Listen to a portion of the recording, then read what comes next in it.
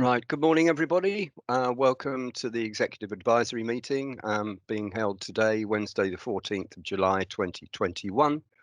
This meeting is being held via Teams and will consider the reports on the agenda and make recommendations to support the Leader of Council, moi, to take the final decision in line with the powers vested in the Leader in the Constitution. I'll just hand over now to Andrew. Thank you very much, Leader, and good morning, members. Welcome to the Executive on the 14th of July. Just to say that in the event of any technical incidents, we will have to adjourn the meeting to allow reconnection. Hopefully everything will be in order today and we won't have to do that. The meeting will be recorded and a copy of the recording will be made available on the Council's website within the next 2 working days. The format for today's meeting will be in line with the agenda that's been circulated, and I'll hand back now to the Leader of Council just to ask all members if they can confirm that they can see and hear the proceedings. Thank you. Thank you, and I shall go round the executive initially, then SLT officers, Bob, Doug, Alison, Melanie, and Claire if she's here, which I can't see at the moment. So we'll start with the executive. I'll start with myself, being rather selfish this morning. I can see and hear everything. Councillor Slocum. Good morning, Executive. Morning, Leader. Jill Slocum, Deputy Leader. Yes, I can see and hear everything. Thank you. Thank you. Councillor Caswell. Good morning, everybody. Councillor Mike Caswell. I can clearly hear and see everything. Thank you. Councillor Duddridge. Yeah, good morning, everybody. Councillor Lance Duddridge, I can see and hear everything clearly. Thank you. Thank you. I believe we have apologies from Councillor Gilling this morning. He has an appointment elsewhere. Councillor Mark Healy. Thank you, Leader. Good morning, everybody. Mark Healy. I can clearly see and hear everything. Thank you. Thank you. And Councillor Janet Keane. Good morning, everyone. I confirm that I can clearly see and hear everybody. Thank you. Chief Exec. Good morning, everyone. I can confirm that I can see and hear everything. Thank you. Doug, I believe, is on leave at the moment. Is that correct? It is, yes. Alison, Mrs. Turner. Good morning, everybody. I'm Alison Turner. I can see and hear everything. Thank you. Mrs. Wellman. Good morning, everyone. I'm Melanie Wellman, Assistant Director for Legal, and I can see and hear everything. Thank you. Thank you. Is Claire Thorne here? No. Yes, I can hear and see everything. Thank you. Thank you. And we're also joined by Sarah Haste. Good morning, everyone. Yep. Stuart Hewlett, are you there? Sorry, morning, everyone. I can see and hear. Here. Thank you. Tanya, Mayor. I can confirm I can see and hear everything. Brilliant. Now, who have I left off? I'm bound to have left off somebody, Andrew. No, I think that covers everyone that needs to be introduced and confirming. Obviously, we are also joined today by Councillor Smedley as well, I believe, is present at the meeting. Okay, good. And Thank you. Filmer. Good. Okay, moving on, start of the agenda. Apologies. And yes, just to confirm, Councillor Andrew Gilling has sent his apologies for today's meeting. Thank you. Agenda item number 2, minutes. Are members content with the accuracy of the minutes of the 23rd of December, the 27th of January and the 10th of February? So moved, Chairman. Any objections or? Nope. Mr. Melhuish.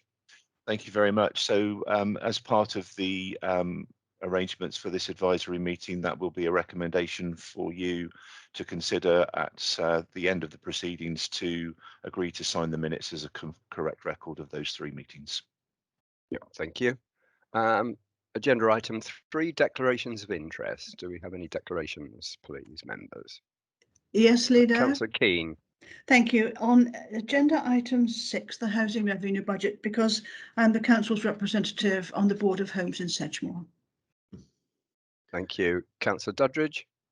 Yeah, thank you, Leader. Yeah, similar to Councillor Keane, I'm also a member of the Board of Homes in Sedgemoor. Great, thank you. Mrs. Wellman. Thank you, Leader. Just to confirm that that's a personal interest only, so the members are able to stay in the room and speak and vote. Thank you. Thank you. Good. If there are no more declarations of interest, agenda item 4, urgent business, I have none. There is none today, Leader. Thank you. Thank you. Moving on then, public speaking. I don't believe that there's any member of the public registered to speak. There is but not. of course, thank you. I'll allow members of council to speak at the appropriate agenda item should they wish to do so. Moving on then to agenda item 6, which is the outturn report of the General Fund and Housing Revenue Account, and we're joined by Tanya, Alison and Janet Pascoe. And I will just say overall it's a fairly good outturn given the circumstances under which we've operated in the last 12 months, but not wishing to steal any thunder, I'll go straight to Mrs. Turner to do any further introductions. Okay, thank you, Leader. I will hand over to Tanya very shortly. She's going to run through the general fund outturn very briefly with you. And unfortunately, Janet's on leave this week, so I'm going to cover the housing revenue account. So I'll follow on from Tanya, if that's okay. Thank you very much. No, that's fine. Thank you. Tanya. Hello. Right. You can see me, unfortunately. So I'm here to present the outturn report for 2021. So we are in a fortunate position with the outturn. We have an underspend. Sorry, my notes. So we've managed to close the accounts. We normally have to close the accounts by the 31st of May each year. However, because of COVID,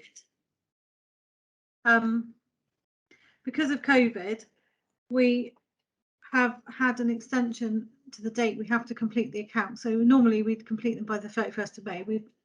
We have to complete them by the 31st of July. However, we have, I think they're being signed off today. Is that correct, Alison? Yeah.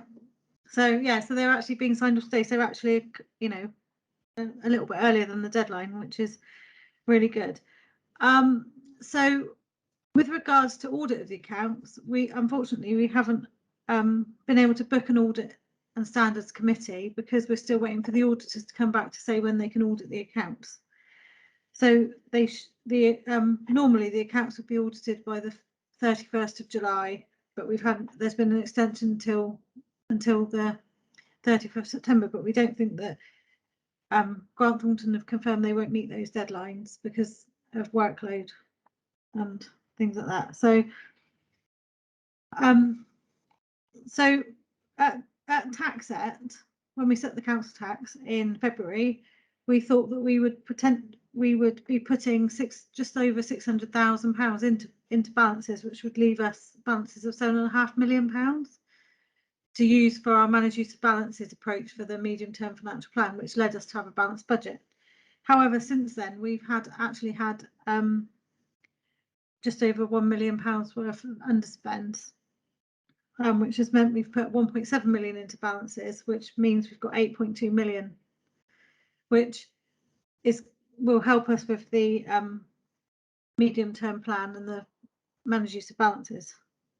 So the reason we've had underspends is we've had additional planning income, which we didn't budget for because sometimes we get quite a lot of applications in sort of after we've done tax set, and we've had quite a lot of major applications in. So they're quite big amounts of money. We had some extra money from Homes in Sedgemoor SLAs that we renegotiated a SLA, so we got extra income from that, which we didn't have in the budget. And Clean Surroundings have been doing quite a bit of extra outside work that's chargeable, so they've brought in quite a bit of income that we weren't expecting. And we have actually reduced some bad debt provisions, which we don't budget for, so that's increased the underspend. And we've also had some interest on our commercial loans that we didn't budget for, so that has also contributed to the underspend. So the next report on this agenda will be the carry forward report, which Sarah will be doing, but just very briefly, there'll be 6 carry forwards that affect the general fund, and that's about £500,000. So that will reduce the underspend back down to 600,000. So it's still 600,000 more in balances that we thought that we'd have, which will help with the managed use of balances approach. So during the last financial year, we've had quite a lot of expenditure to do with COVID, and we've also had grant funding to cover that. So actually we've actually managed to cover all of our expenditure with the grants we've had. There is, in next year, there'll still be more COVID expenditure relating to the collection fund and the deficit on the collection fund. However, that won't affect the general fund balances, because we're managing to fund that through grant and through using the business rate retention fund. So although there's still COVID expenditure ongoing, it's still not going to affect our balances, which is a good thing.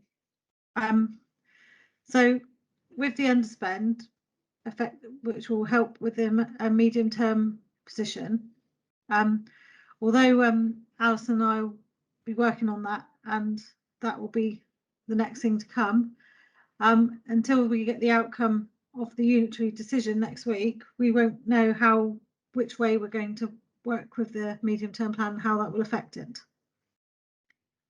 So Alison is now going to tell you all about the HRA and their underspend. Thank you.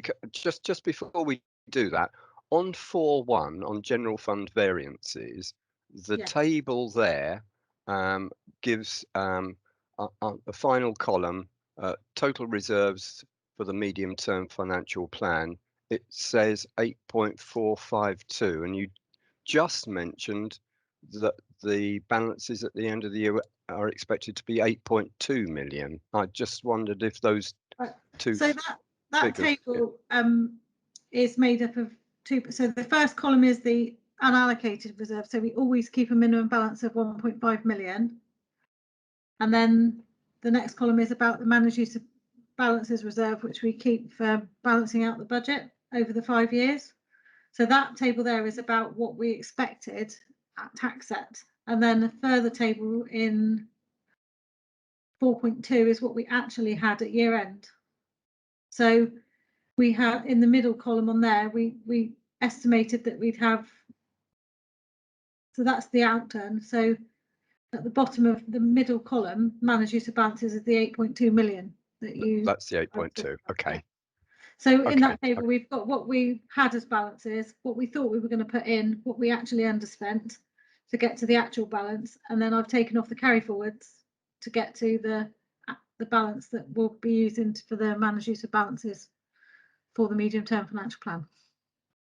Okay, brilliant. Thank you very much. Mrs. Turner. Okay, thank you, Lisa. Thank you, Tanya.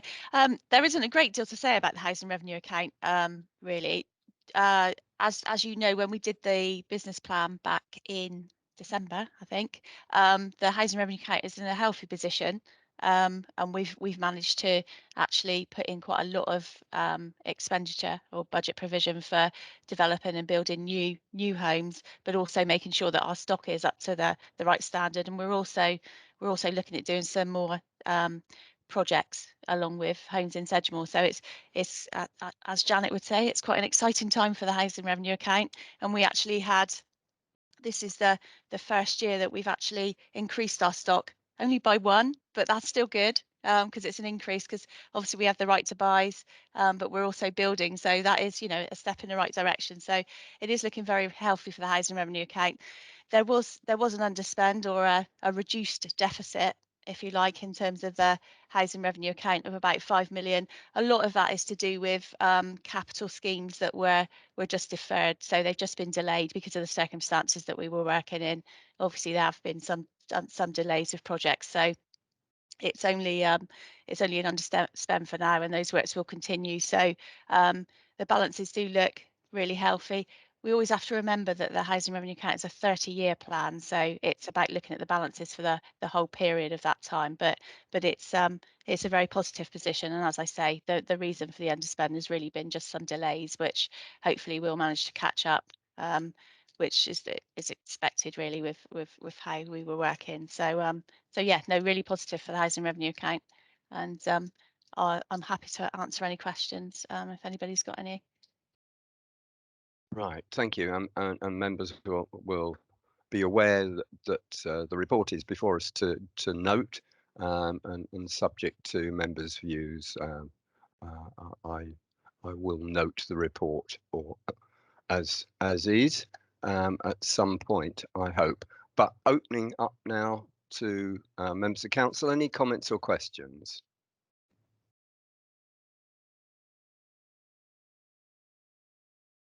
Councillor Slocum.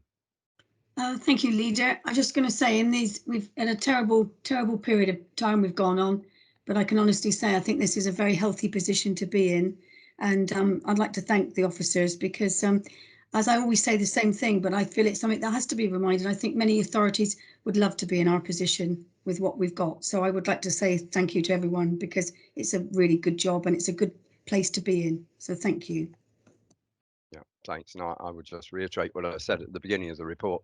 It is a very, or both of the reports are very positive. Chief Executive. Thank you, Leader.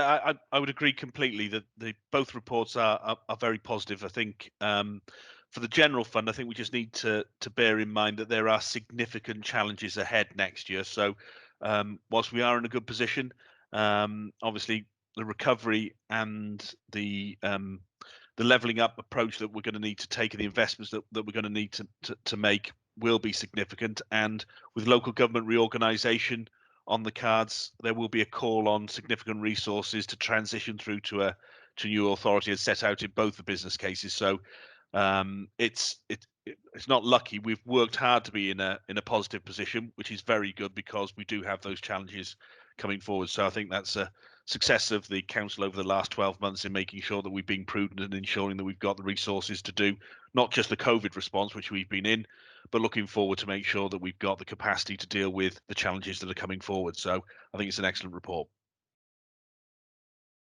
Thank you. Well said. Any other members of council? Or no? In that case, then are members content to note the report? Yes. Any against? Aye. Mr. Melchiorish. Yes, I think that's quite clear. That will be a recommendation for you later on in the day, Leader, to note the contents of the reports of the outturn on the general fund and the housing revenue account. Thank you. Thank you, and I will be happy to support the noting of that report. Moving on then to Sarah Haste and myself, the carry forward budgets, which has already been preempted by Tanya to give us an inkling into what's coming. Again, we have a number of carry forwards, as we have in the past. You'll note from the carry forward requests that there are justifiable and good reasons for those carry forwards, and I'll hand over to Sarah Haste to Thank you, Leader. provide the detail. Thank you, Leader. Good morning, members. Today we have the carry forward report, which we do every year. Some of the carry forwards are approved at tax set, and there were four capital carry forwards were approved as part of the tax set in February this year. But there's quite a few new carry forwards this year to carry forward from 21 into 21-22. The majority are capital, and most of those are delayed because of COVID. That can be all demonstrated with reasons in Appendix B.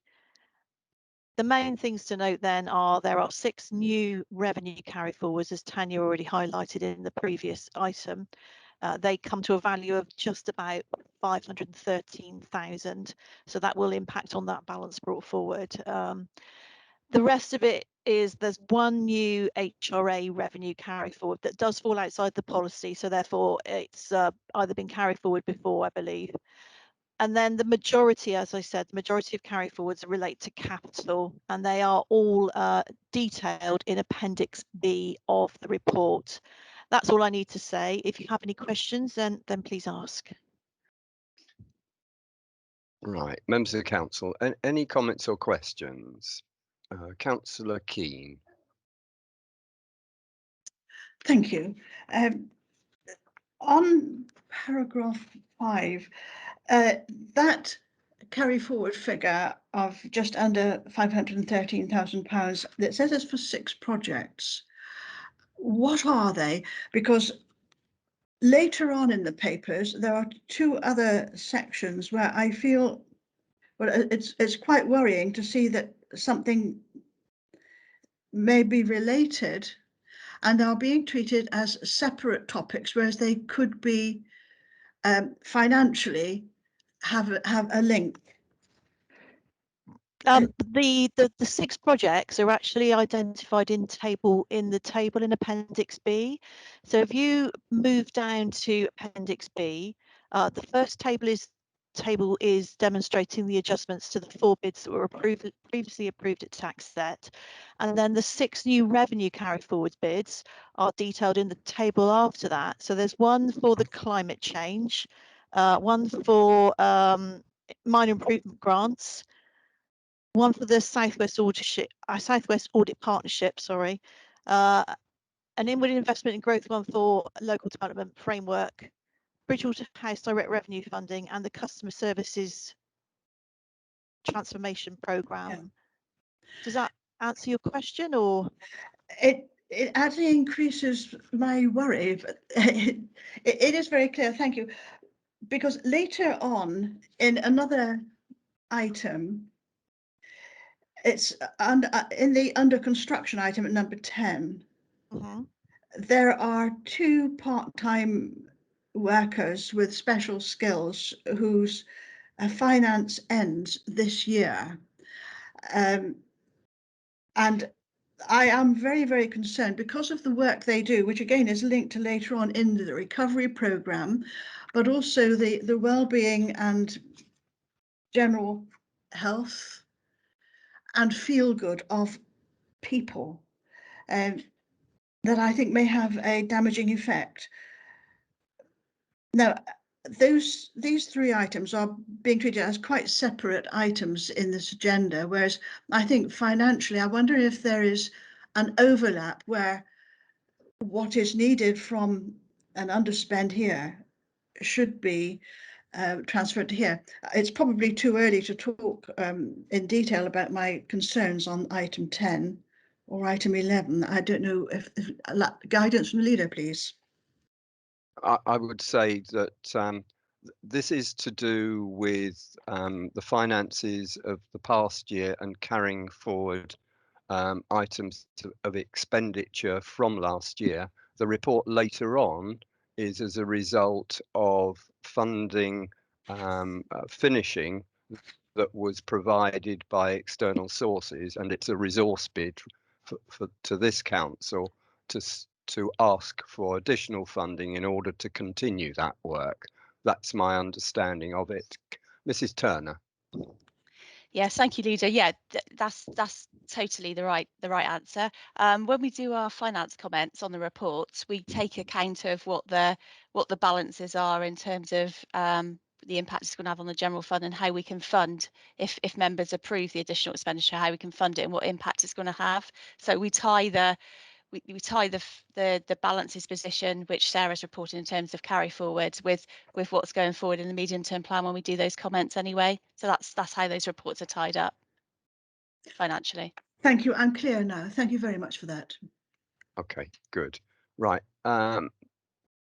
Members, I think, are there any other comments or questions? Was that Councillor Slocum? It wasn't, Leader, but I'm very happy to say that I think the report is very clear, very precise. He doesn't normally like me speaking. It's really amazing. But I think that it is very clearly laid out. And I think that's and as somebody that doesn't love accounts and doesn't like underspends or overspends or anything else, I think this is very well done. So thank you very much.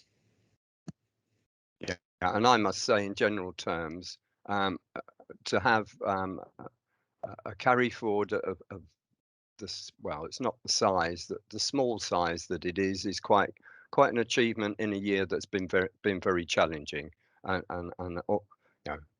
you know, I can only commend the officers for fulfilling our last year's budget as far as they have. So good news. Right, members, any other comments or questions? No, in which case there are F recommendations on the report. Are members content the use of delegated powers to approve those recommendations? Anyone is not content, could they please signify now?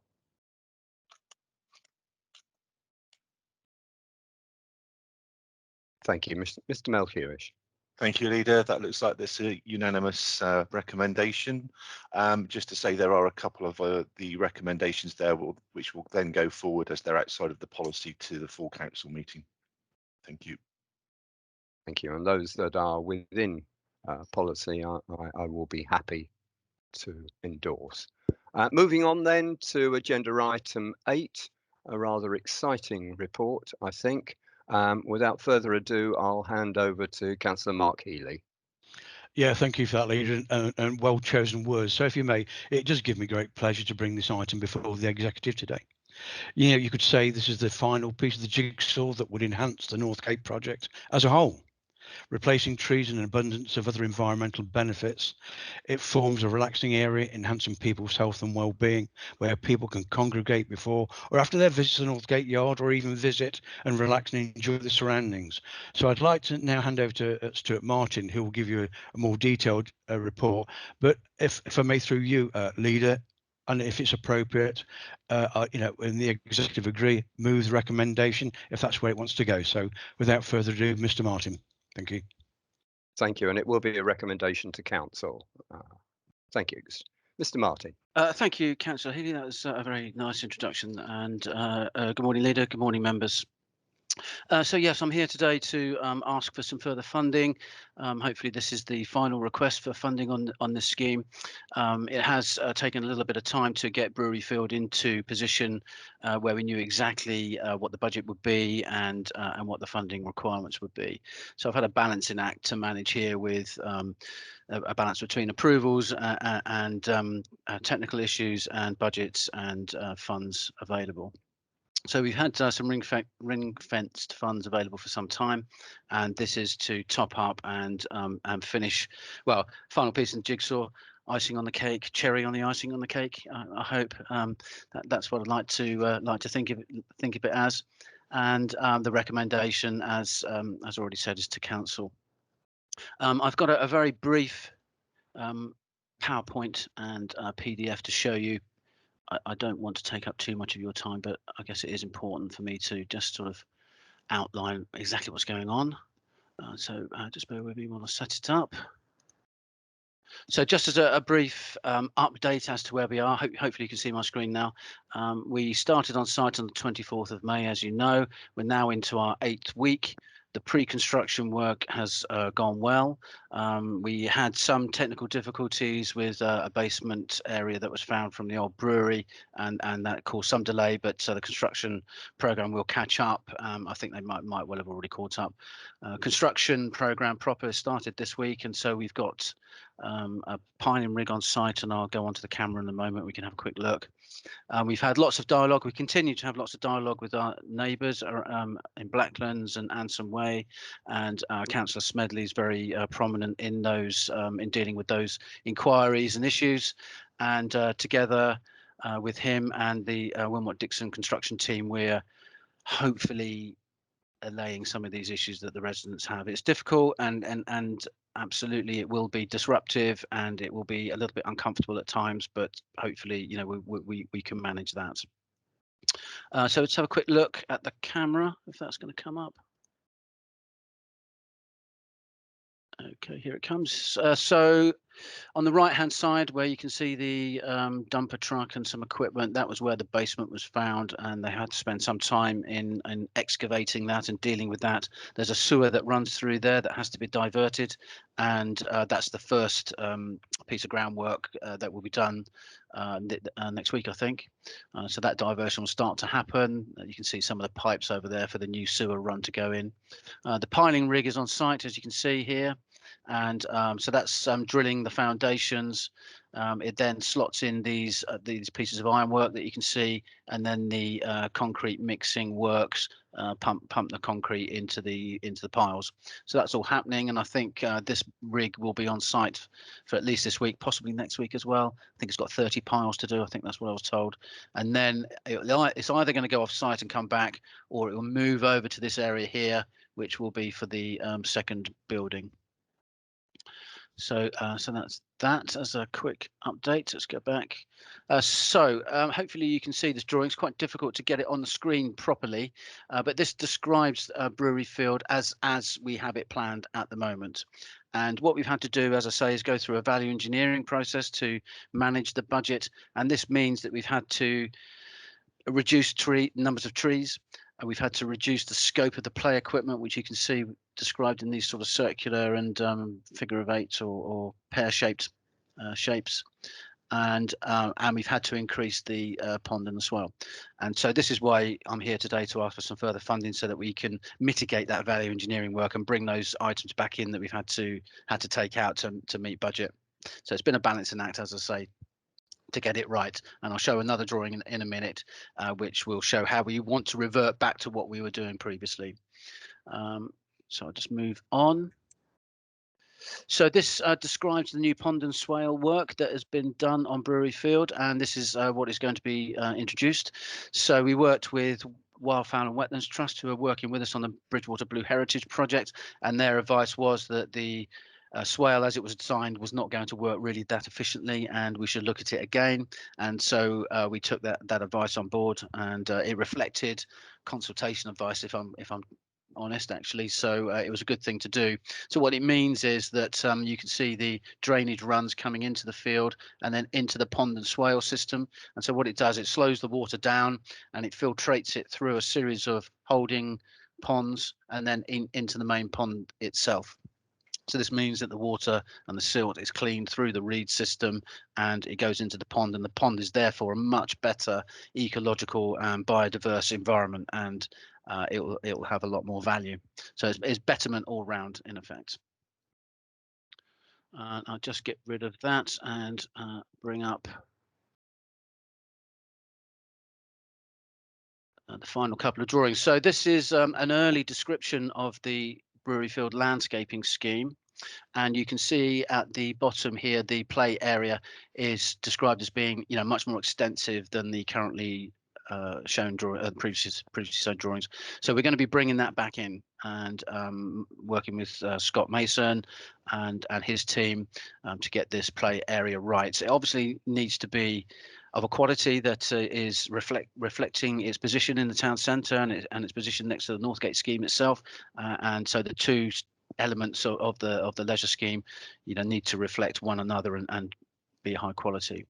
The landscaping is, well, you know, pretty underwhelming in this particular drawings. So, you know, what we'll be doing is much more extensive than this. A lot more planting, wildflower borders, and defensive planting for some of the residents backing on from Anson Way and Blacklands. They don't want their fences completely hidden. They still need access to them, and I think it's only reasonable that we provide that. We don't want to shield it too much, I guess, but we need to provide defensive planting, I think. The drainage into the school, by the way, is being organised, and that will be happening, starting work on 26th of July, and that's all been organised with the school and agreed with the school, and so that's in place as well. And then just a final 3D render of the drawing itself, of the brewery field and play area in particular itself. I should point out that the 3 trees that you can see here are existing, and beyond that to the south is car park area at the moment, or it was previously, and so we're reclaiming that as part of brewery field, and that's where the play area is going to go. And so, as we said right from the very beginning, when the school took part of the brewery field, that there would be no net loss of open space, and we've managed to achieve that through the extension here and also the hard landscaping that runs through the scheme itself. So I think that's pretty much all I can show you. I'll just go back to the reports. I think the report describes quite well what we intend to do, the 2 parts of the site being integrated through the landscaping. McGregor Smith, the landscape architects, are working with us on other elements in the town as well. So there is continuity of landscaping and hard landscaping into other areas. So Angel Crescent, Clare Street, and also Eastover.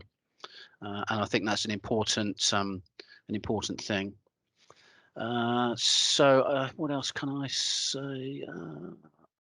I think that's probably all I've got to say, actually. So can I hand back to the leader, I think?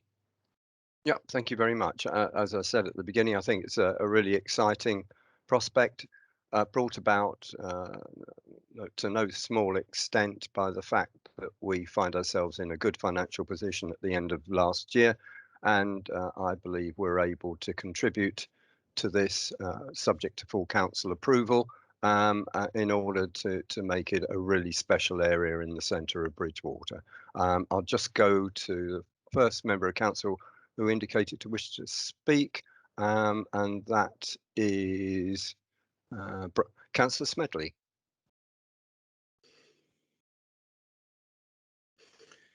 Good morning. Well, whether this is the icing on the jigsaw or what it is, it's certainly a prestige project for Sedgemoor, which we all want to see succeed. And what's very important in what Stuart said there was that the ongoing consultation and communication with residents is very important, and taking on board things that have come up in the past and they're prepared to look at again is very important as well. Don't forget, this is in the heart of a community, many of whose living rooms overlook this site, and they can see everything that's going on all the time. So Sedgemoor has been seen to deliver, as we go during this entire project. So I think it's quite important. As you said earlier, you're not in a bad position financially. You can support this kind of thing, and I would hope that the executive would recommend to yourself that you would support this. Thank you, Councillor Slocum. Thank you, Leader. Yes, I think the one thing we do understand more than anything, I think, is about consultation.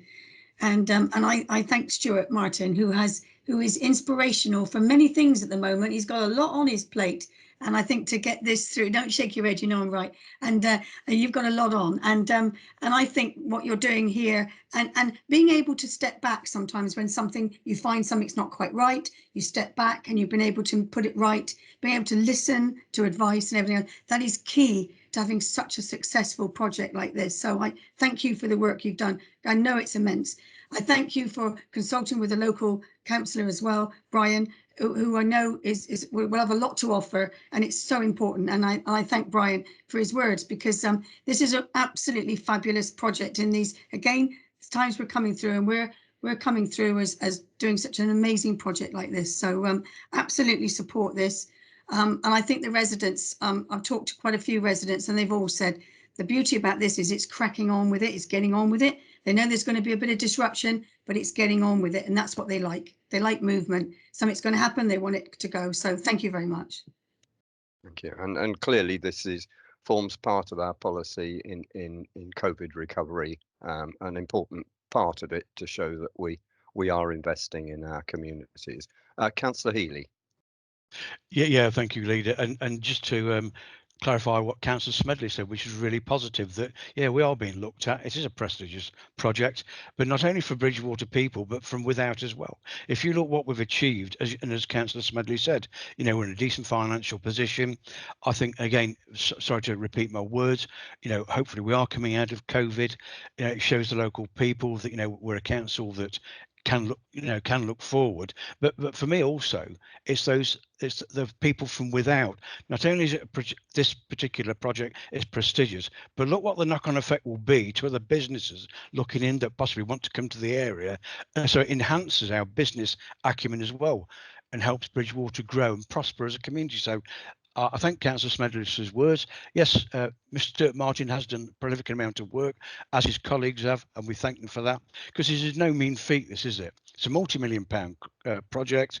Yes, we always, to be realistic, we knew there were going to be problems. You know, local people always sort of get concerned about their environment in the future, but I think it's been mitigated very well so far. So long may it continue. And that's the end of my Chichilian speech, leader, for me. Thank you.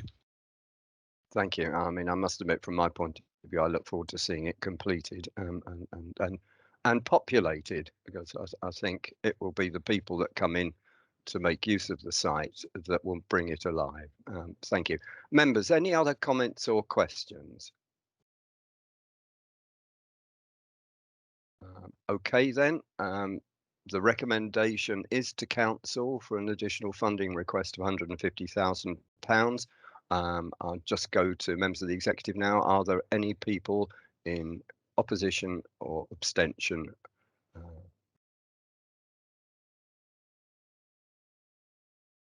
Okay, Mr. Melhuish.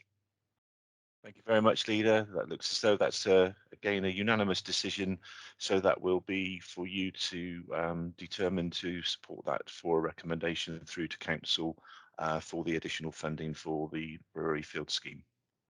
And I'm happy to endorse the recommendation and the wishes of the executive to do such. Many thanks for the kind words. Absolutely a team effort, members and officers alike. So thank you very much. Thank you. Thank you. And thank you for coming along. Thank you.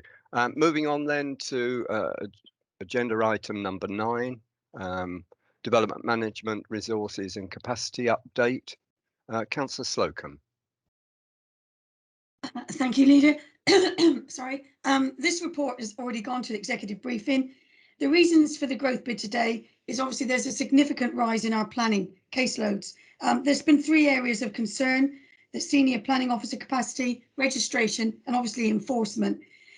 Maintaining performance at a high level is absolutely vital to our council to uphold our reputation and delivery of really effective and proactive planning. So we don't want anything to fall down. We want everything to carry on as the way we are. I think Mr. Hewlett has done an excellent report here, absolutely outlined all the detail and can explain the finite detail if anybody wants to. So I'd like now, without further ado, to hand over to Mr. Hewlett, please. Thank you, Councillor Slocum, and hopefully, as you say, the report is relatively clear in terms of some of the growing issues that I think we've faced, which in the development management function, which I'd say is probably the most challenging period that I've had in the 10 years I've sort of been leading it. So not helped obviously by the COVID situation, but there are, as Councillor Slocum says, a number of key areas of challenge that the report seeks to address through some proposals. I've, again, as Councillor Slocum said, I have recently presented the challenges, if you like, to the executive briefing. So I hope the recommendations and the rationale for the report will be pretty well recognised by now. And obviously you will be aware through the corporate performance monitoring some of the issues we've faced in terms of registration performance. And I know from members and public perspective, the enforcement issues have become more and more high profile, and unfortunately we're not necessarily delivering the enforcement service that members and the public both expect at times, and I'll talk about that in a little bit more detail in a moment. So in terms of some of the details of the increased pressures that we face, so without a doubt we've had high application rates regardless of COVID, but certainly accelerated by COVID, as well as having to transform the way that we actually operate as a planning service, going effectively from a paper-based, office-based process overnight to a remote and electronic-based system has led to some issues, and that certainly has led to some issues in terms of registration, hence the reason having to bring some officers back into the office early to help address some of the IT concerns. I think though, and hopefully the report sets this out, my major concern comes across about that ability to sustain what is a very high level performance. We are joint first nationally in terms of major planning performance and have been for over 5 years, which is just an amazing achievement, particularly when 8 years ago we were 281st in the country. So we've managed to maintain that, but it is, as I say, it's a bit like pedaling an old bike a bit harder just to keep above some of these challenges rather than actually looking at the challenges and taking them head on. And I think COVID has really given us that opportunity to have a look to say, where are our pressures? I think as well, we have to respect that our high performance rates very reliant on extensions of times from applicants and agents, and we enjoy excellent relationships with our applicants and agents and our main customers. And having that excellent relationship, because we're proactive and seen as a proactive and efficient planning service, is really important as we go forward to carry on securing extensions of time consistently. That the importance of securing extensions, I can't say is high enough, and hopefully it does leap out of the report. But you'll see from the tables in the report, table 2 and 3, I think it is, where we are currently in terms of government data, in terms of national performance, so top quartile across the board. But if you took extensions out of that, we would be struggling. And in major performance terms, as I say, we're joint first nationally in government statistics. If we took out the extensions, we'd be in special measures. It's that important we carry on being able to sustain extensions of time. There's also fee refund implications. We've got a current caseload of nearly 200 applications which are beyond the statutory decision date, so they're expired and therefore require those extensions of times. Now, if you can't agree an extension and the applications stay on our books for over 6 months, then applicants can request their feedback. So that could have significant implications. Fortunately, though, because we have that proactive and good relationship with customers, that hasn't been an issue to date. But clearly, we do need to address some of these delays in the system to ensure we can maintain good customer standards and good customer relationships. I think that brings into play really the key concerns I have in terms of the post-decision element. So we get things to planning committee quite quickly. It's then getting things over the line through Section 106 agreements, legal agreements, and the more complex cases. So the major and more complex cases can take some time, even after planning committee. And so what I'm looking to do is to increase senior planning officer capacity, particularly in what I call a post-decision, post-resolution area. So setting up a third team effectively beyond our 2 area teams at the moment. We have 2 teams at the moment, East and West, dealing with planning applications on East and West of the district. A third team would allow us to concentrate on the applications that go beyond the statutory determination date, become a bit more stuck and need a bit of a push across the line, freeing up the principals in the East and West who are dealing with a new caseload coming in all the time. So it's dealing with a sausage machine, if you like, in a different way, that we're actually putting a focus on the end process. And as a council, we're committed to delivery. And the one thing we know from a planning system, to deliver, you need to deliver the planning consents. So pushing those through and actually being able to issue the decisions is a really important part of it. And to do that, as I say, additional senior planning officer capacity is really important.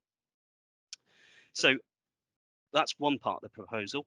So I'd be looking to set up a 3-team setup, bring in an additional resource, so an additional principal to help with some of that more complex major application caseload, as well as line management, sharing line management responsibilities across the group a bit easier.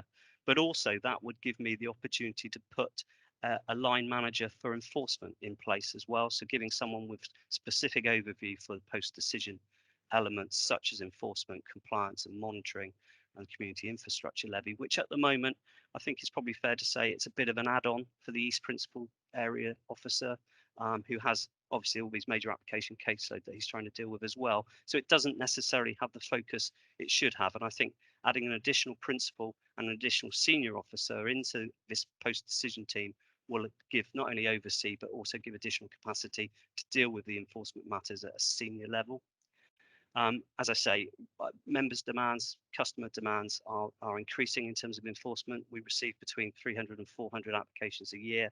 We need to be able to show that we we're robustly dealing with enforcement. It's a discretionary service, but there's only so far we can keep wheeling that line out. It's a reputational issue for us, or becoming a reputational issue for us, that we do need to take enforcement action when required to do so.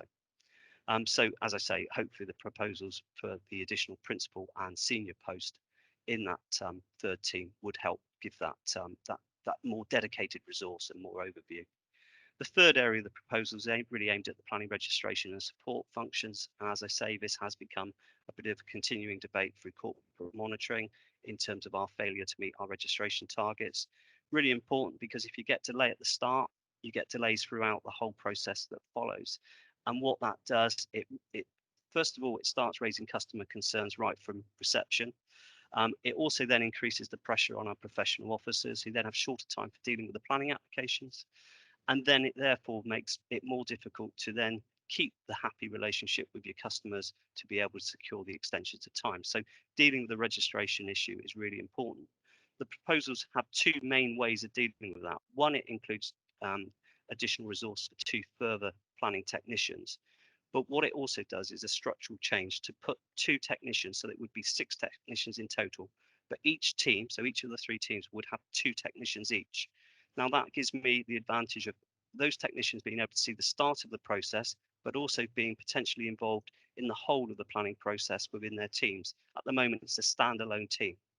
That's going to give me hopefully great opportunities for development planning as well as succession planning, to allow people to understand the planning process from start to finish from an early date. And that's going to help us in the future when we're looking for additional resources, where to replace people. And that's very difficult. Recruitment of qualified and good planning staff is really, really difficult at the moment. So that's the main part of the proposals, based around that 3-team structure. There is another part of the proposal that's covered by the growth bid, which is looking at the regeneration project manager role, not unrelated to the previous item, but obviously the person leading up on Northgate is our current urban design officer. We do need that role to be formalised. There's a mismatch at the moment between the current role and the role that's being undertaken. A regeneration project management role is more akin to what activity is being led, particularly on the Northgate project. But also, as we go forward with all the other funding opportunities, Town Deal, Levelling Up and Community Renewal Fund, there's going to be even a greater need for us to prioritise regeneration projects. And the current urban design officer is the best fit for that. So as part of the overall proposals, we're looking to, subject to evaluation, looking to include the regrading of that post to a Band J role with a new job description to help give us that focus.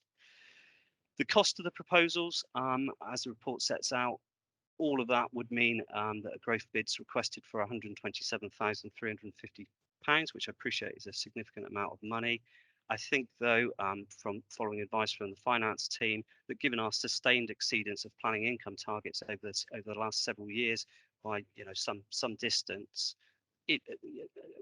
representing the increase in caseload that we've received, we could offset £50,000 of that through increasing our planning income target. So the proposal does include that.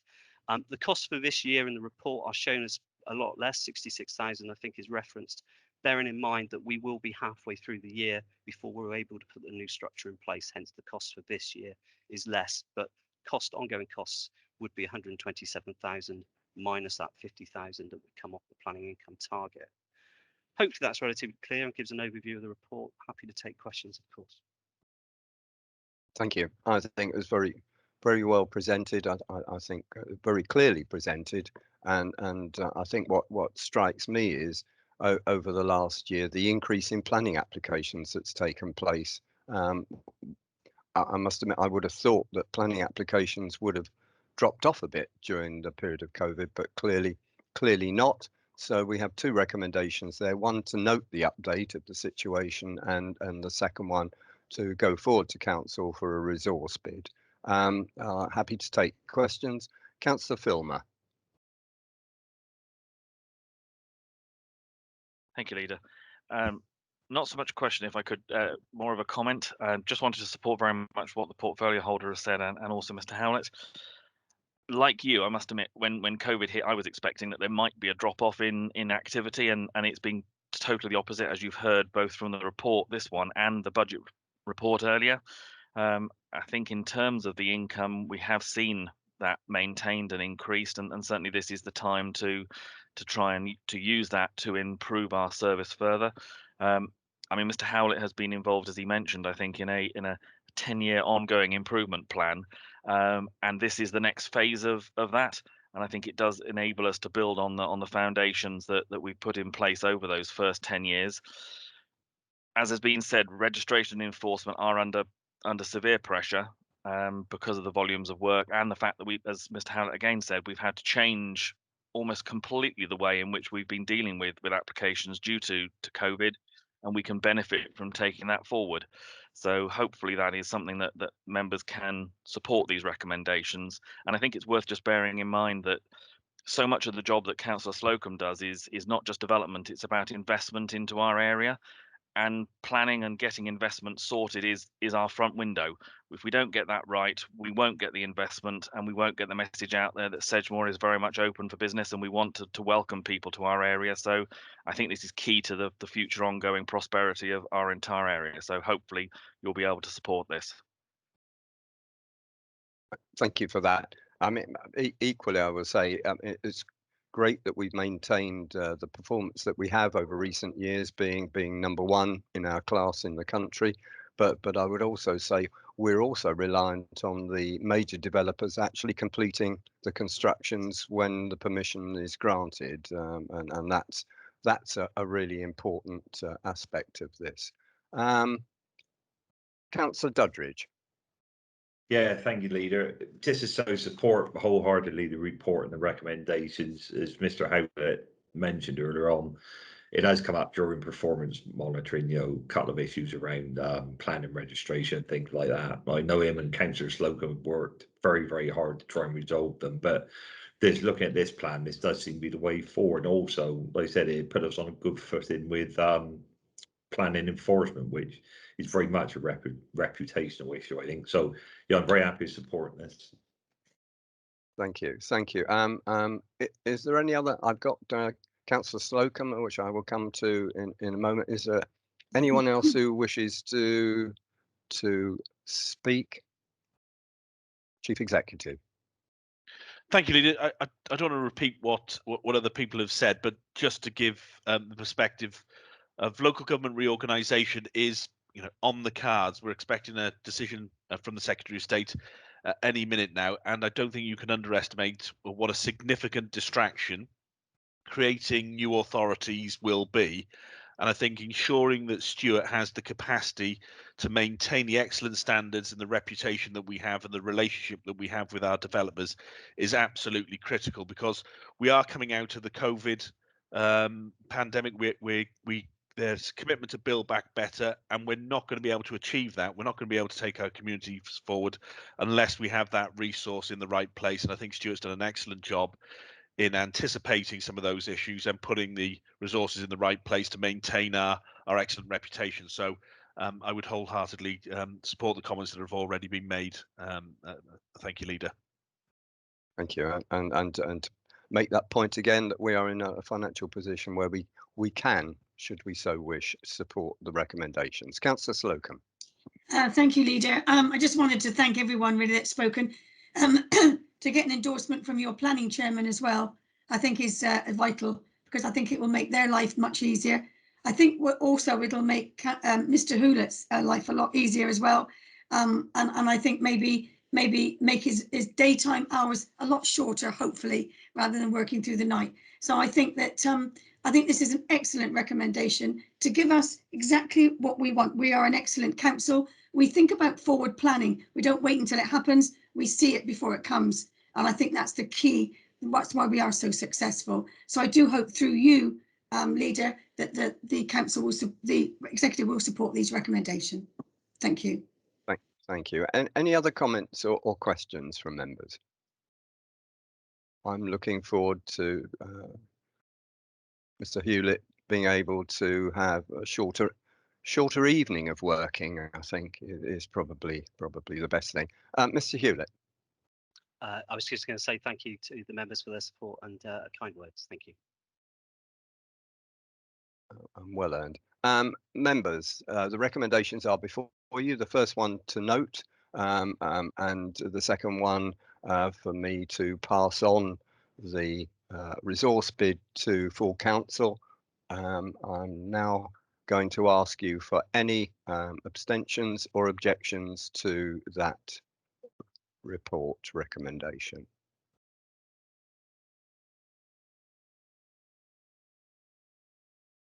Mr. Mel-Hewish. Thank you very much, Leader. Members. Yes, that's clearly a unanimous decision. So subject to you confirming, that will be a recommendation that goes through to Council for the additional funding for the resources into the Development Management Service. Thank you, and I'm happy to support that. Thank you. Right, and thank you, Mr. Hewlett.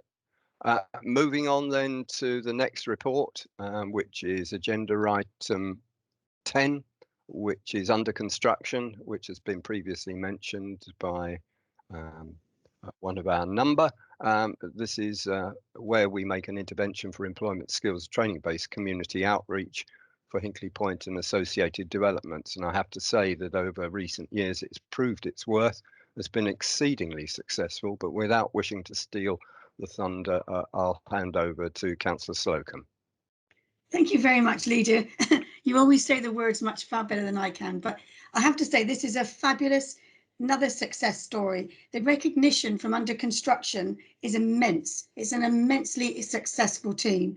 Under construction, as we all know, plays a key role in looking at employment. And if you look at points 2.4, 2.9 of the report, they explain fully why the labour market will continue to become saturated with more people coming into our district, and it's vitally important that they get the help they're needed.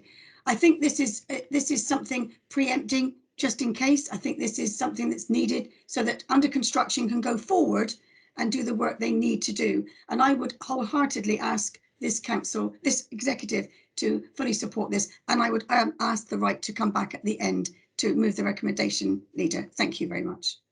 Thank you, and I'll hand over to Stuart Hewlett. Okay, thank you again. I don't think I'm going to have to say too much, actually, because I think it's well recognised how the great work that under construction does and how important it is. And I would say how it fits entirely with this council's ethos in terms of aspiration and opportunity, and making sure everyone can benefit from that skills, employment and training opportunities. It's absolutely central to ensuring that local people can access opportunity, but also in supporting that wider legacy piece that we've struggled with for Sedgemoor for a number of years in terms of productivity, employability, and it's terms I hate, but I will say it: generational worklessness. Trying to address that, giving people the opportunity to get back into work. As the report says, there's a number of key areas of work that under construction cover. Involvement in employment skills partnership is really important, particularly influencing and developing projects and programs with other agencies, and that helps obviously carry the influence of under construction within our area and wider, and that's where some of those plaudits and recognition do come from. There's also the coordination of local labour agreements, which again is something that we understate to a large extent, but we are pretty much leading in terms of how we've established those through the planning process, and the great success stories that come about by having those local labour agreements confirmed as part of the planning process. Another key area of work, if not the key area of work, is obviously working alongside the HBC under construction programme, which is again a key part of the workforce development strategy for Hinkley Point C, and will hopefully continue to have a really important continued role, particularly with the workforce uplift discussions that are ongoing at the moment, and particularly because of the high levels of home-based workers that will continue to be required. Clearly, the easiest and quickest way of ensuring home-based resources can be used on the project is through skills training and opportunities. So being able to get people ready to access those jobs is absolutely vital. And then there's the running of the specific projects like 100 Women First and Men for Sedgemoor, which again, members will be well aware of the national recognition that they've received, national, local media attention, as well as ministerial recognition as well, relatively recently. And so really important in terms of the role they play in getting people back into work, or at least ready for work. In terms of the issues, well, again, the report does set out that COVID has had an impact on us in terms of not being able to run projects as well as we have done in the past, and therefore it has affected the ability for us to access additional external funding and sponsorship in order to support the programme, and also to cover the running costs of using Lions House as the under construction's hub. With the Hinkley funding due to run out in December of this year, we're now at the stage where the future of under construction is very much in the balance.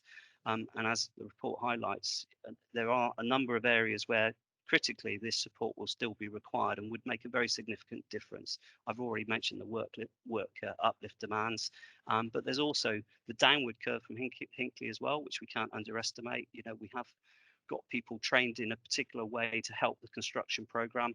There will be a downside as we go past peak and beyond, where people will need retraining and redeployment, where obviously under construction will have a role.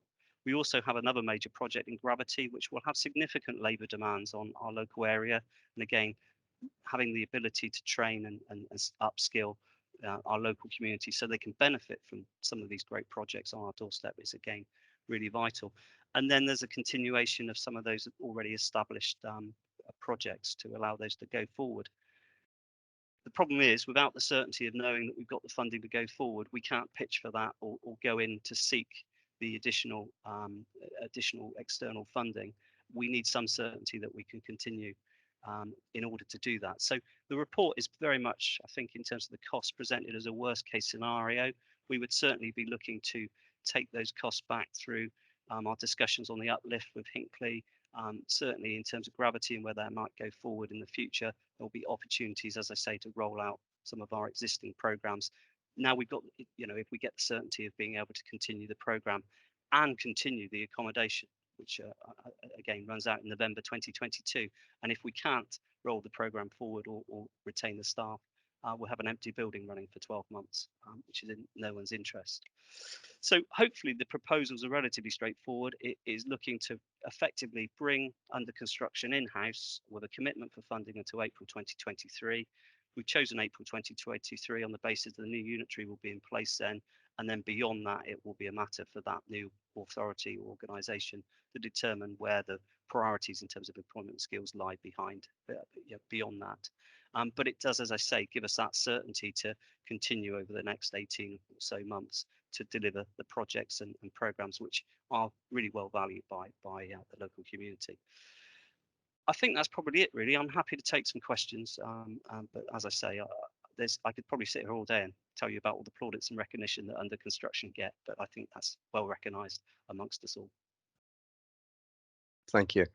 Yes, and it's probably worth reminding members, or some members may not even know, that the under construction project came out of the negotiations during the HPC discussions when planning permission was originally granted. It was something we felt would be important, and thankfully Hinkley Point EDF decided that they felt it was important as well at the time in order to skill those areas where the skills were missing, and I think moving forward, it's clearly something that's proved a great success, and something I hope the executive and full council would want to continue. Councillor Keane. It's over. Thank you. Everything is right, and I fully support this. In fact, the under construction team have moved mountains, as much for the skills and the employment, but from the people's enhancing their lives has been, it has been more than critical in the past, but there is still more to do. They've been so successful in reaching some people who have been hard to reach in the past, and there are still more who are even harder to reach. And having talked to the leader of that team recently, there are local projects being explored as to how to utilise the skills and the knowledge that they've built up over the past year or so. In fact, what they have achieved is makes them rather bigger than just the HPC contact. They are something which I think by the time this council ends its life could well be a benchmark for our successor. So I'm very, very glad to support this recommendation to continue the funding of the 2 workers from the end of this year through to the end of the life of this council. Thank you very much. Thank you, and thank you for those words.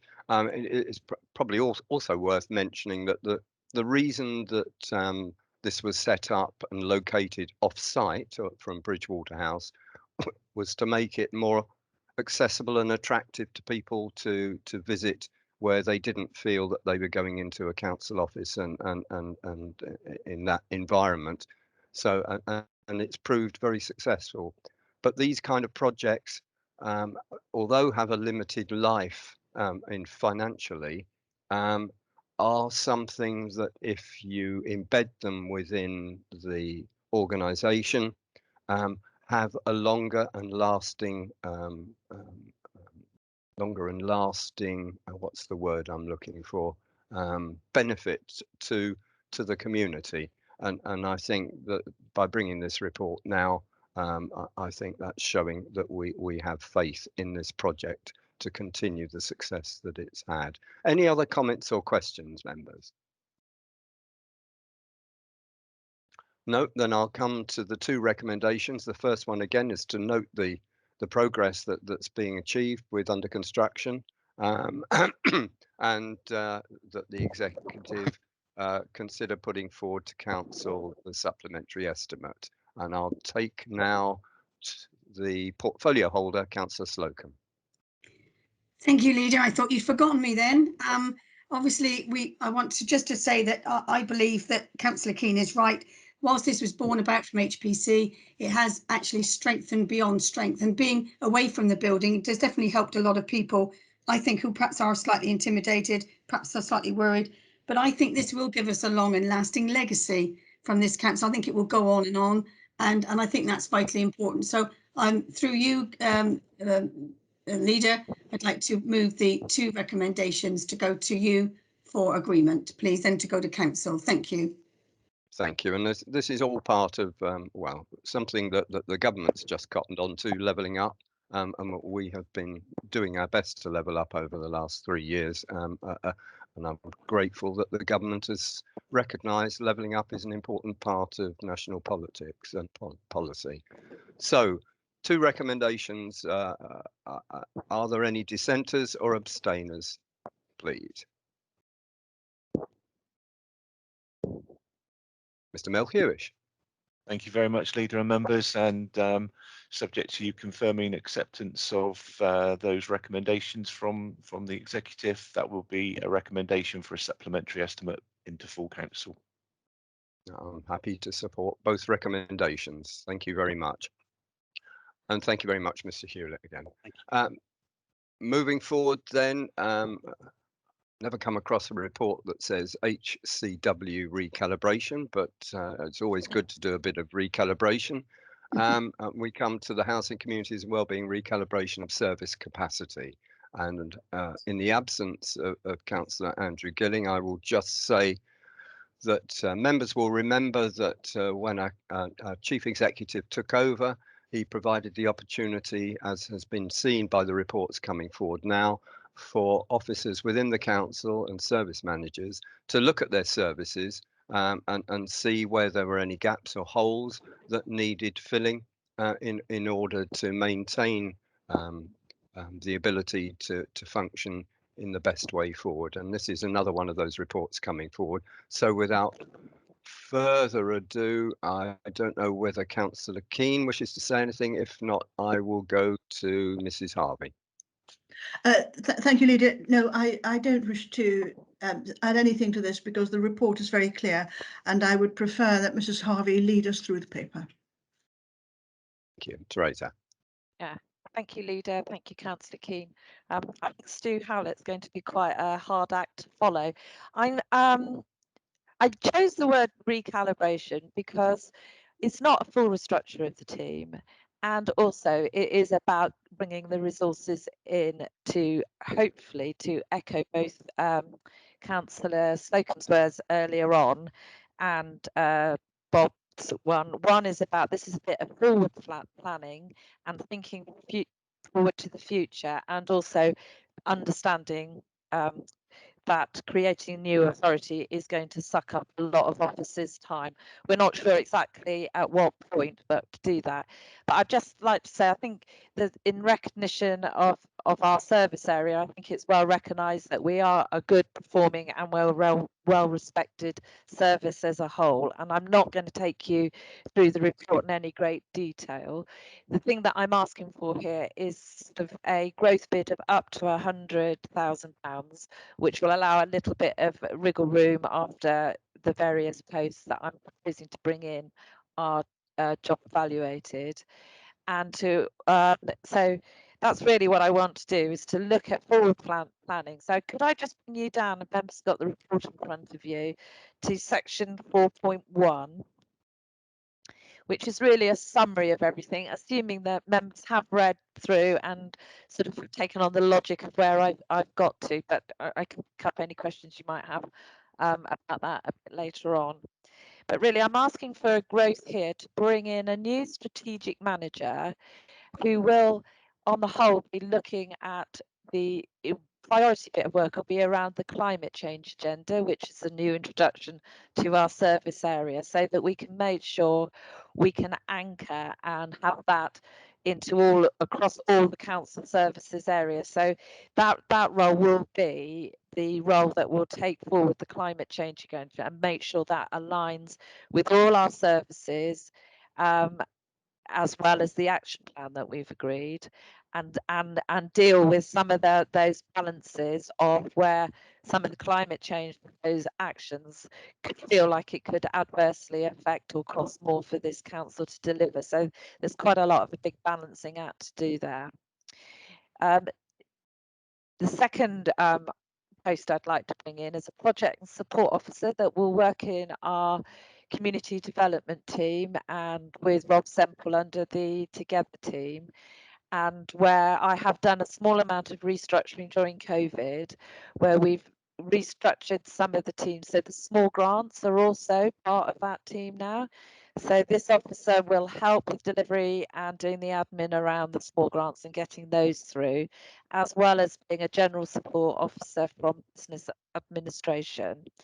And similarly, there will be small projects that happen within the Together team in the community development. So helping setting those up, working with the volunteers and making sure we're getting some good communications out of there. So general support within that team. And the Together teams now are really picking up what the work, oh, that's really bad English, the work that the health promotion officer was doing. So we've got much better and closer working relationships with the Somerset Active Sports Partnership. And so we're able to join together and work more efficiently by using the experts that can deliver health promotion stuff, but we support those projects as well. And then also coming into the housing advice service is another business support person that we funded partly by the Rough Sleepers funding that we've had forward. Sarah Stillwell, who manages that service, and recently, I say recently, in the last couple of years, has recently restructured her whole service area. So we've got some good support in there, and also through COVID and the rough sleeping funding and things like that that have come through, some additional funding from government has come down. So we have actually built up that team, but it's been incrementally over the sort of last 2 years, but particularly recently with bringing some outreach workers in that have been funded through the rough sleepers funding.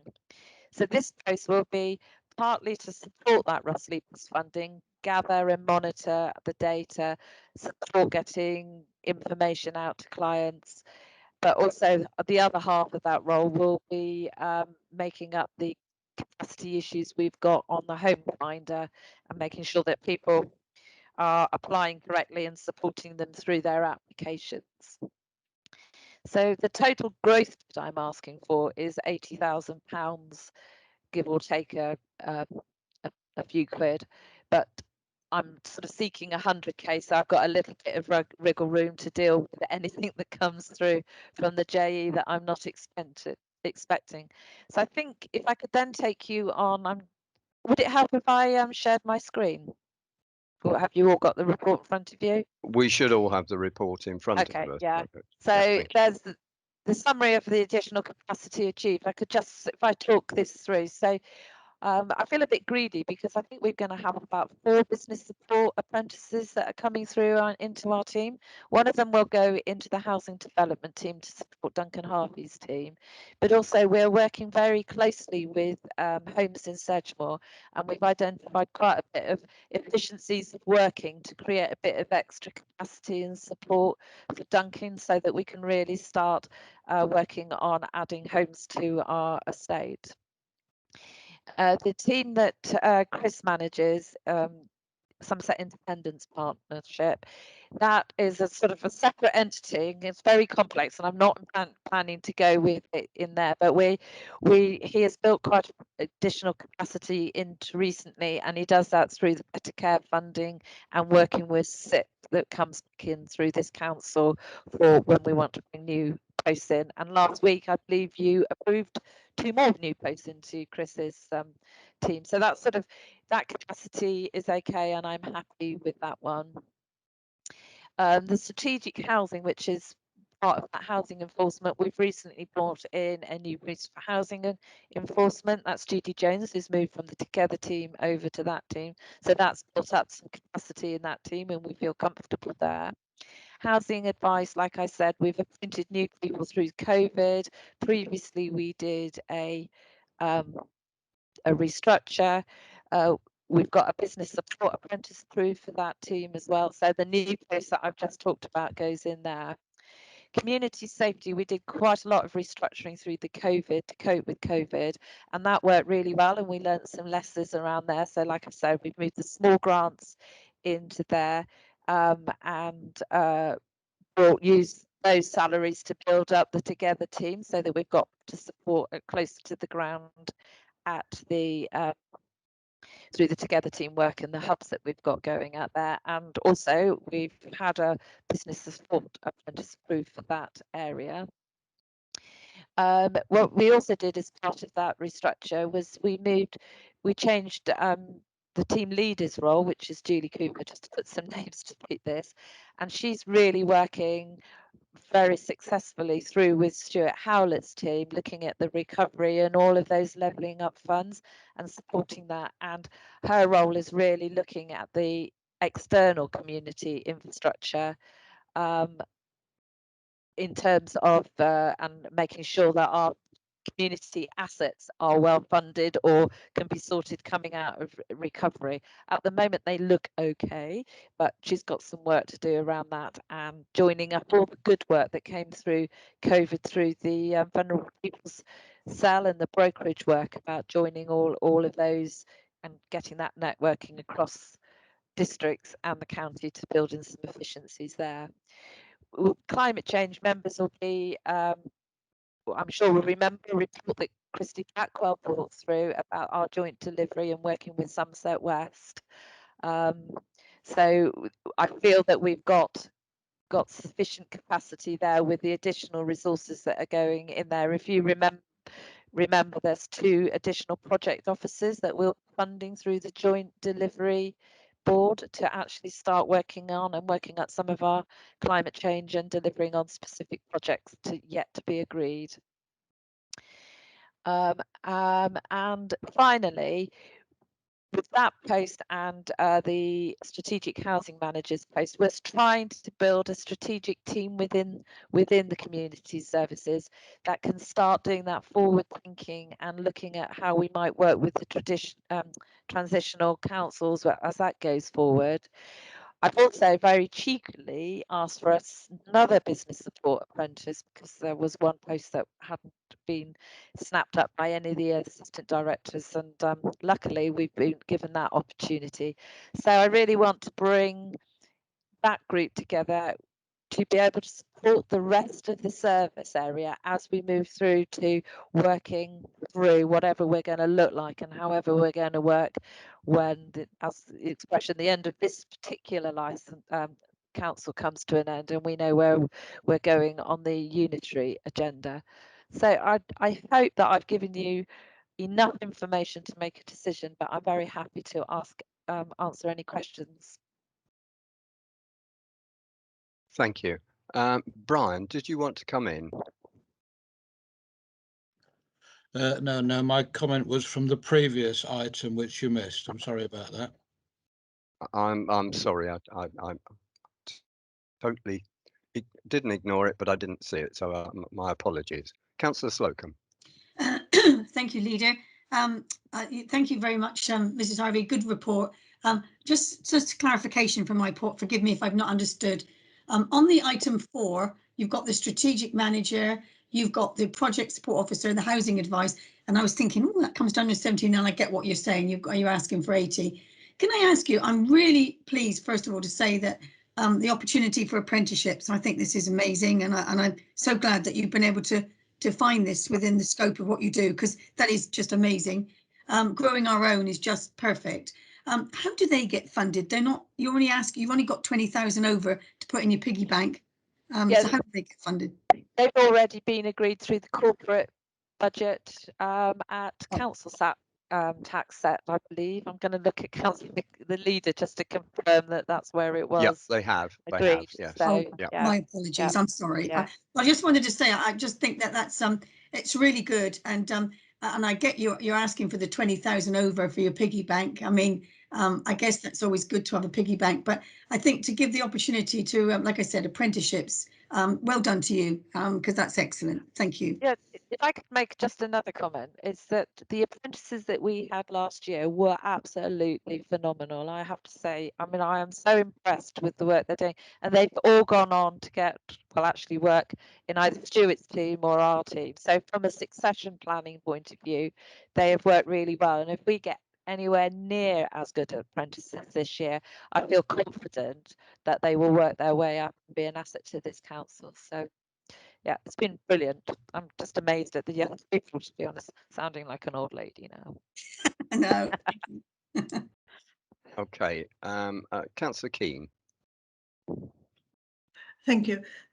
This report is very slick, and it will, if we accept it, it will enhance the way we can deliver essential services. So it would give me great pleasure to move the recommendations. Okay, thank you. And I will go to the chief exec in a second. Just one comment I've got. Many years ago, an awful lot of the areas that we've spoken about this morning were not areas in which the district council had any input or undertook work in. But we've picked up these additional areas, and we seem to have done it right insofar as we've had some amazing successes. And I hope in the successor authorities that come along that will be recognised and this work will continue. Chief Exec. Thank you, Leader. Just to build on that, I think you're absolutely right. We've had to intervene in circumstances where other actors in the sector and other authorities have stepped away because of financial difficulties, and we've stepped in to try and assist and support our communities. And I think it's a testament to the hard work and the dedication of the officers involved that we've been able to do the support that we have. But once again, we're in a situation where a decision is going to be made very soon about local government reorganisation, having the capacity to maintain the support into our communities and to deliver, particularly on the climate change agenda that we have, that we're going to need to put capacity in the right place to maintain that, because it will be a significant distraction, and we do need to ensure that Teresa and her team have the ability to maintain excellent services and support the community through that transition period, which may, as I say, be a significant distraction to us. So once again, I welcome the report and the comments that the members have made. Thank you, Leader. Thank you. Thank you. Well said. Members, if there's no one else wishing to speak, there are 2 recommendations on the report. Are there any dissenters or abstainers amongst the executive over the report?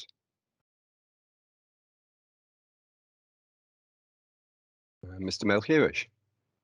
No, thank you very much, Leader. That's another unanimous recommendation for you to consider supporting a growth bid of £100,000 and a recommendation to council. Thank you.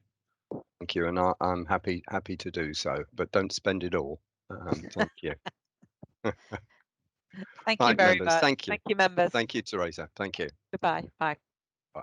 Moving on then to agenda item 12.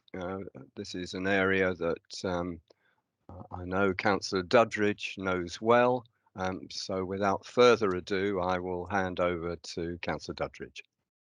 Thank you, Leader. I know people who know it well, put it that way. But as we can see from the report, the creation of the Cyber Security Officer post will address not only the increasing threat of cyber attacks, but also aid in succession planning and closer working with our partners, especially homes in Sedgemoor. The creation of this post will move us closely in line with government and LGA guidelines and help ensure the cyber security of the council. As we move forward with new ways of working for our staff and greater digital engagement with our customers. I think, and I'm hoping Mr. Wilkins is here to give us a bit more technical detail, but I'm very happy to take any questions afterwards. Yep, I can see Craig's smiling face. Over to you, Mr. Wilkins. Thank you. Oh, good morning, Leader, Deputy Leader, members and Chief Exec. Yeah, this is just a report to create a new post. There's a growth bid of around 30,000 for Cybersecurity Officer. It's something we don't have. We've done a lot of work over the years and grained and obviously we spin a lot of plates, but this is one growth area that I think is becoming very significant and pertinent. Obviously, I've made some reference to some of the challenges that we have as a local authority, and I believe we're probably in the area of Somerset, the only authority that's proactively looking at creating this post, but I think it's significant. We spent a lot of time mentoring our graduates and our apprentices that we have on different courses. So from an apprenticeship perspective, we've gone from a level 4 to a level 6 to provide succession planning. Some of them are quite technical, some of them are very business orientated, but we've invested in those in the past, and the team continue to support those people on those courses. But this is now taking it to the next stage where we need an individual to support the organisation. It's not to take the lead because there are other people that can support that individual, but to actually move us forward around cybersecurity. You may have seen on the news this morning, there's quite a lot of information in the press around text messages that are getting sent to individuals and people clicking on links. Luckily, our systems here, we don't tend to have that because we're a government agency and we've got a lot of systems in place to prevent that. But you've probably seen in the last 2 weeks since this report was written that Kaseya in America was hit by potentially what we call a Russian state actor. And I've seen this morning that the potential ransomware company that is initiating these has been taken down. So you can see things that the landscape is changing all the time, and we just got to be ahead of it. And hopefully this post will support us and prevent any circumvention of our systems and solutions that we have in place in the organisation, and keeps us all safe and our customers. And that's it. I don't know if you want to speak to Helen around the apprenticeship process that we've done. Yeah, I will do in just a second. I'll just say, I mean, clearly this is an area of risk. You get it wrong, it has catastrophic consequences. And just to reinforce, you know, whilst we've been at this meeting, I've had 2 spam messages on my mobile phone this morning from wonderful offers of things that I'll deal with after this meeting. But yeah, it is an area of concern to us all, because we have a responsibility to the residents that we serve, and that responsibility is to maintain the services that we currently operate. For that to go down causes a great deal of problems to us and to our residents. Helen Thomas. Thank you, Leader. Just to reiterate some of the points that have already been made really around apprentices. So the IS degree apprentice, as Craig says, we have elevated those to a level 6. Previously, Craig recognised that was something that was going to be needed, and that level of technical ability was going to be needed. And this particular course that the apprentice has done does include cybersecurity as part of one of the core electives, as you can see from the report. So this is another part of the kind of the success of our apprenticeship program that has been running over the last few years, really, that we've got this. This is the first of the graduate degree apprentices that we have had in place. Charlie's done phenomenally well to get to where he is, and the team have done a cracking job in supporting him to get there. And as a result, we've got other posts, other degree posts across the council then who are going to be doing in a very similar position. So it's really just an additional part of that program that's come to really some great success and part of the succession planning that's been there. And this is the timing of this works really nicely with the degree apprentice and him coming to the end of his course and able to support him into moving that. We certainly don't want to lose that particular post holder, because he's phenomenal in that post, and it really dovetails nicely, and the succession planning's worked really well in this regard. Thank you. Happy to take any questions about the apprenticeship program then, though, if you wanted me to. Yeah, Councillor Slocum. Thank you. I really, again, think the apprenticeship program is wonderful. I think it's a seamless approach. So sorry, I've got hay fever, sorry. I think in your apprenticeship with the IT section, it's very seamless. You can get the help from anyone and they're brilliant. And I think that's such a very clever idea, and it is a successful idea. What I want to do is put my cards on the table for Mr. Wilkins, really, just to say to him, so what we're asking, Mr. Wilkins, is you're asking for a growth bid, you're asking for a supplementary estimate 21, but you're really asking for 32. I noticed in your recommendation you're a bit sneaky, you didn't put the amount you wanted in the recommendation, and I kind of thought, why haven't you put it in there? Because it's kind of, that's what we need to know, you know. So are you asking for a 32,570? Is that what you're asking for now? Yeah, yes, it is. That's the on cost as well. Thank you. Well, I would say that a cyber security officer is one of the most important factors in our council. You know, to have somebody looking after our security so we can all do our daily job, to me, is absolutely fundamental. So, and I have to tell you, I assumed probably wrongly that it was probably there. So I absolutely support this 100%. And I think, again, you've done your succession planning with your apprentices working out as well with this. So I think this is excellent. So I would fully support this, absolutely. Thank you. And also, just to say that your IT team, I have to say, I've been suffering a little bit of problems lately, and they are just so good and very helpful. But also, not just about the technical, in about their manner. I think that's vitally important, that the manner of a person, when you're in distress and you've got 3 minutes to go to a meeting and nothing's working, the manner in which you're looked after is absolutely brilliant. So thank you for that. Yeah, thank you, Deputy Leader. I'll pass that on to the team. Thank you. Councillor Smedley. Yeah, question for Councillor Doddridge, really. I mean, if I understood rightly what was said earlier about all this Russian state ransomware, only Sedgemoor is being targeted by this. The other districts don't have anything that Mr. Putin might be interested in. What's Councillor Doddridge's thoughts on that? Where we lead, others follow, Councillor Smedley. But I don't think service, brilliant. But no, it is. I mean, it is an issue that we've been addressing, but now we have a dedicated person just dedicated to it full time, and I think the Russians can be fended off for another little while at least. So I hope that reassures Councillor Smedley. Don't know whether Mr. Wilkins wishes to.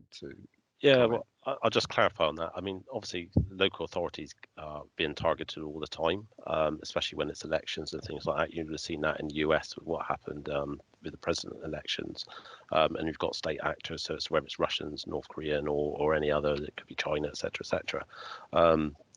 As local authorities, we have to put our own defences in place. So everybody is slightly different, and this will come out as part of the unitary discussions at a technical level. We've all got different systems. We don't have the same solutions in place.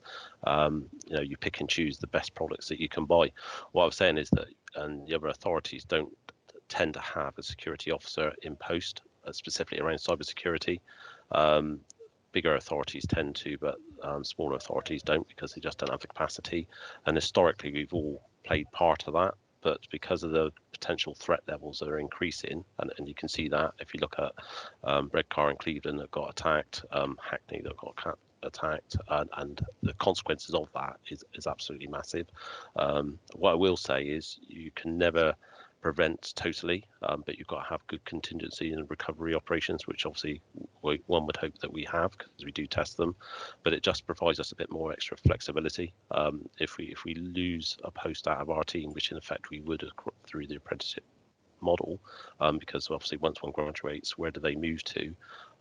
We've actually got less capacity, and then that creates another risk. So it's about trying to future-proof us moving forward. Protecting our infrastructure and our data ultimately. Does that help? Yeah, that does. Thank you. Members, any other comments or questions? No, in which case the recommendation for the 32,000, whatever it was, is put forward. I'm happy to hear from anybody who dissents from that recommendation or abstains. Mr. Melhuish. Thank you very much, Leader, and subject to your confirmation, the recommendation is carried unanimously. Thank you. I'm happy to so confirm. Thank you. And thank you very much, Craig, for coming along today, as well as Helen. Thank you very much. And continued success with the apprenticeship programme, which was so thoughtfully started by this council some years ago. Thank you. Right, moving on then to item number 13. Last report, but by no means least, safeguarding policy. I think we're joined by Mr. Semple now as well, but initially I'll hand over to Councillor Keane. Thank you. This is one of the most fundamental activities of all local authorities. The policy document that you've got, other than the opening page, which is the different personnel who've made the changes, it has built on previous policy documents. But it does emphasise, and it's worth reminding at every stage, that everyone has a responsibility to observe and look to others that may appear to have vulnerabilities. It's not something we can pass on and say, if somebody else will do it. So with that and the fine detail, including the parts where certain definitions have been enhanced, I'm going to ask Mr. Semple to lead us through this document. Yeah, thank you, Councillor Keane, and thank you. Yeah, so we've got the updated safeguarding policy before you. What I'll do is just run you through the main changes.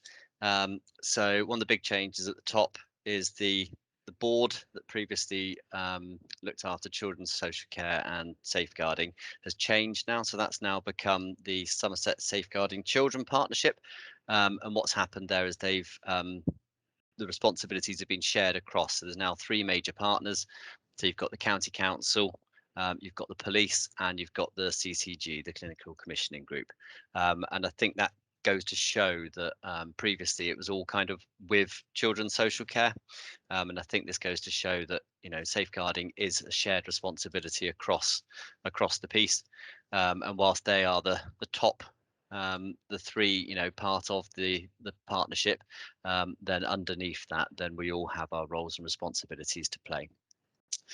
So the main changes within the policy, we've put a lot more explanation around the officer and member roles and responsibilities. So a bit more definition there around what's expected of the designated safeguard leads, what's expected of the safeguarding champions, what's expected of managers, people managers, service managers, senior leadership teams. There's a lot more detail there around what each member of staff is responsible for. But what we've also brought in is we were conscious that that our policies and that we're checking anybody that we're associated with is also taking safeguarding seriously. So we're bringing in a new system with the grants. So as part of the grants process now, people will be asked to submit their safeguarding policy. if they're working with young people or potentially vulnerable adults. If we're not comfortable that their safeguarding policy is up to scratch, we would ask them to either amend or to adopt our policy if we were looking to allocate them any funding. And I think that's just it's the right thing for us to be doing.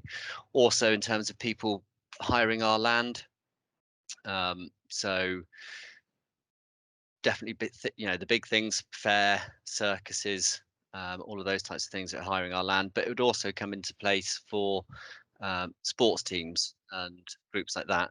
Most of the sports teams I think will be fine already, but obviously we will be checking, but generally football teams, etc., are associated with the FA, and if you're part of the FA or the the affiliated group for different sports, you have to have safeguarding policies and procedures in place, and you can normally sort of adopt ones that are passed down from those. So we're hoping that's not going to place too much of a burden on the smaller groups, but it gives us that chance to really kind of check what the big ones, the fairs, the circuses that are using our land, to make sure they've got things in place. The other thing then that came up, and this came up from an audit last year, the Section 11 audit with the county, was volunteers. So we've got various different volunteers that are out and about. So we've got things like the Friends of groups, that are out in parks, in open spaces, and are seeing people, whilst they're not directly working with young people or vulnerable adults. They are out in the community. And we've also got things like the pantry at the moment, where again, they're not directly working with individual children or vulnerable people, but they are seeing people, and they're also seeing each other, and they've got a responsibility to look out for each other and to make sure each other's safe. So Andrea has just come into the post as the safeguarding lead. Will, with the designated officer, is looking at the new training program and rolling that out to volunteers as well. So that's part of their development. Other than that, I think that's most of the new things. There are some other little bits that we've kind of highlighted in there. So FGM, or female genital mutilation, has now become highlighted a bit more just in the legislation and where we've got around that. Other than that, I think that's kind of most of the big updates, and over to members for questions. Thank you. Obviously, it's an area of risk, and it's also an area that members have a key role, as outlined in the actual policy itself. And I must say that the policy is readable and is understandable, which is and approachable, which is really good, and I'm grateful for that. Councillor Slocum. Thank you, Leader. I just want to ask Mr. Rob, I'm going to call you Mr. Semple. I used to be on the Adult Safeguarding Board, and I remember one of the issues was that there was no joined up about getting questions answered. We weren't linked with the CCG, the police, and everyone else. Does this mean, Rob, that you'll get all the information that not only leads to our land, but also in our housing, also in other areas where we know as councillors we deal with problems sometimes, and we don't necessarily realise it goes to the police and they say, oh no, they can't deal with it, go back to the council and all the rest of it. Does this now mean that we'll have a much more joined up approach, so that the police are getting the information, the CCG and ourselves? Obviously, we try to work in a as joined up a way as possible, and for the children's partnership, yes, that is joined. There are things afoot as well to make data sharing better. So there's a system at the moment called the Transform database that we're just signing up to at the moment, and what that is it's come from the Troubled Families programme, and it's taking information from the county council, from their previous Troubled Families programme and social care. It's taking information from ClickSense, which is the police system, and it's taking information. It will be taking information from the Together teams and the One teams, and it's trying to get into health. Health is always the hardest one to get information shared from, but they're working on that. And what that system will do is, so each of our Together team leads, which includes our safeguarding lead, will have access to a view-only version of the system. So what it does allow is for us to type in a name or an address, and it would pull up and it would say if they already had a social worker or were involved in social care and who that worker was. Wouldn't tell us what the problems are, but it would tell us who they're involved with. Again, if they had something open with the police, it would tell us that, you know, who's the officer in charge. And if they were open to a Together team or one team, it would tell someone that they were being discussed at this meeting and here's the chair of that meeting. So it allows us to kind of cut through some layers of bureaucracy and know straight away who to go to. You know, actually they've got a social worker already involved, so we don't need to go through the front desk. We can go straight to the officer. You know, did you know this person is now being discussed with us, or we've got a safeguarding concern, and we can kind of cut things down that way. So it's getting better. It's still not perfect, but it is getting better. Oh, thank you, Rob. That's very helpful. Thank you. Thank you. Councillor Keane. Thank you. I'm sorry, my broadband has been dropping in and out this morning. It's very annoying, so apologies for that.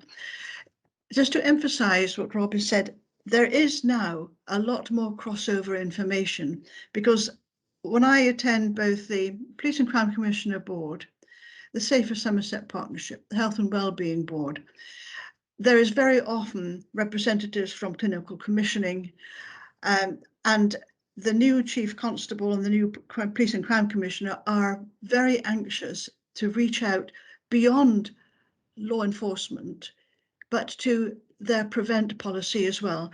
And they are more than willing to talk to colleagues from other disciplines and other authorities.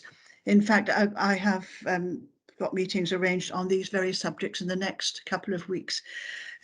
But when I first put my hand up, it was when this document has been approved, I think it would be very helpful if we could have it in paper form, perhaps a small A5 bound, to be in our libraries, but for other people, maybe volunteer leaders of various voluntary services, so that they always have a ready reference, because not everyone is able to or willing to consult on the internet and search through, but a little booklet in a bag would be very helpful. Thank you. Thank you. I'm sure Rob's taken that on board and will do as he sees fit. Thank you. Members, any other comments or questions? No. In that case, recommendation is to approve the revised Safeguarding Children and Vulnerable Adults policy. Do we have any dissenters or abstainers on the executive?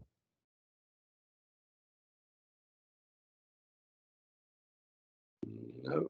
Then Mr. Melhuish. Thank you very much, Leader. That's clearly a unanimous recommendation, and subject to you agreeing, that's approval of the Safeguarding Children and Vulnerable Adults policy. Thank you, and I'm happy so to approve. Thank you very much. And members, that brings us to the end of today's business. Oh, Councillor Slocum. Thank you, Leader. I just wanted to say something which I probably should have said earlier. When we were talking about the cyber and the effects on our IT, could I also play a big thank you to our democratic team, especially Andrew, because although I thank the IT side of it, I didn't thank Andrew, who's always there to help us as well, and immense help to me especially. So apologies, Andrew, should have thanked you as well. So, but you know, you're always there for me, and Layla and Steve. So really appreciate it. Thank you very much for your kind comments, and I'll pass those on to the team. Thank you. Okay, thank you. It sounds like a mutual admiration society today. So, thank you very much, everybody. Then, there being no further business, I declare the meeting closed, and thank you for your attendance, and look forward to seeing you again soon when we hear some great news, hopefully.